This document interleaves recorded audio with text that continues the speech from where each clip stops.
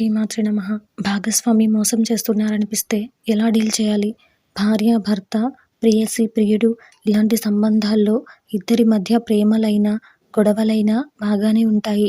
వీరి రిలేషన్‌షిప్‌లోకి మూడో వ్యక్తి వస్తేనే సమస్యలన్నీ మొదలవుతాయి. జీవిత భాగస్వామి మనతో కంటే వారితో గడపడానికే ఇష్టపడుతున్నారు అనుకున్నప్పుడు, మనల్ని కంటే వారిని ఎక్కువగా ఇష్టపడుతున్నారు అనుకున్నప్పుడు మనం ఏం చేయాలి? ఆ రిలేషన్‌షిప్‌ని కొనసాగించాలా? వద్దా? లాంటి చాలా సందేహాలు మనలో మొదలవుతుంటాయి. ఇవి పెరిగి పెరిగి చివరికి ప్రాణాలను తీసే స్థాయికి లేదా ప్రాణాల్ని తీసుకునే స్థాయికి కూడా వెళుతుంటాయి. అలాంటి ఘటనలను మనం మన కళ్ళ ముందే చాలా చూసుంటాం. మరి జీవిత భాగస్వామి మనల్ని మోసం చేస్తున్నాడని పక్కాగా అర్థమైనప్పుడు మనం ఏం చేయాలి?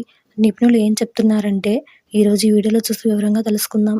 అంతకంటే ముందు ఈ వీడియో కనుక మీకు నచ్చినట్లయితే లైక్ చేయండి, షేర్ చేయండి. అలాగే మరెన్నో ఇలాంటి ఆధ్యాత్మిక విషయాల కోసం మన ఛానల్‌ని సబ్స్క్రైబ్ చేసుకోండి. ఇంకా విషయంలోకి వెళ్తే నిజానిజాలను 1కి 10 సార్లు ధృవీకరించుకోవాలి.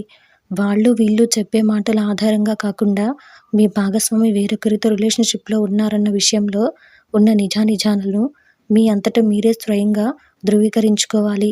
100% అది నిజమని అనుకున్నప్పుడు మాత్రమే త్వరిత ఏంటి అనేదాన్ని ఆలోచించాలి. మీ సంబంధాన్ని కొనసాగించాలా వద్దా అనే దానిపై నిర్ణయానికి రావాలి. మీరు మీ భాగస్వామికి ఇవ్వలేని దాన్ని అవతలి వారు ఏమి ఇవ్వగలుగుతున్నారు అనే దానిపై స్పష్టత తెచ్చుకోవాలి. భవిష్యత్తులో మరో బంధంలో మోసపోకుండా ఉండటానికి దాన్ని పాఠంలా గుర్తుంచుకోవాలి. తర్వాత ఆ బంధాన్ని ఆపివేయాలా, కొనసాగించాలా అన్న దానిపై స్పష్టత తెచ్చుకోవాలి. వారు లేకుండా నేను బతకలేను లాంటి మాటలను మనసులో బలంగా చెక్ పెట్టాలి. ప్రేయసి, ప్రియుల విషయంలో అయితే ఈ నిర్ణయం కాస్త తేలికగానే ఉంటుంది. కానీ భార్యాభర్తల విషయానికొచ్చేసరికి పరిస్థితులు, సంపాదన, పిల్లలు, వారి భవిష్యత్తు ఇలా అనేక అంశాలను దృష్టిలో ఉంచుకొని ఆలోచించాల్సి ఉంటుంది.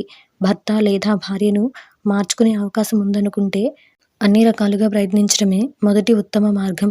లక్ష్యాలను మరల్చుకోండి. ఇలాంటి బంధాల మధ్య పడి ఇరుక్కుని మిమ్మల్ని మీరు బాధించుకోకండి. బదులుగా మెరుగైన లక్ష్యాలను ఏర్పరచుకోండి. ఆ జ్ఞాపకాల నుంచి బయటపడి మీ వ్యక్తిగత వికాసానికి, అభివృద్ధికి తోడ్పడే పనులను చేసే ప్రయత్నం చేయండి. మీరు ఉన్నతంగా ఎదిగేందుకు ప్రయత్నించండి. మిమ్మల్ని మీరు బిజీ షెడ్యూల్‌లో ఉంచుకోండి. అప్పుడు ఎదుటి వారి గురించి ఆలోచించే తీరికే మీకుండదు. మీరు ఎదుగుతున్నారు అనుకున్నప్పుడు మీ భాగస్వామి కూడా మీ పట్ల జాగ్రత్తతో వ్యవహరిస్తారు. ఇక పరిస్థితులు మరీ విసుగుగా మారి వారిని మీరు ఏమాత్రం సహించలేని స్థితికి వస్తే మాత్రం రిలేషన్‌షిప్‌కి ఫుల్ స్టాప్ పెట్టాల్సిన సమయం వచ్చిందని గుర్తించండి.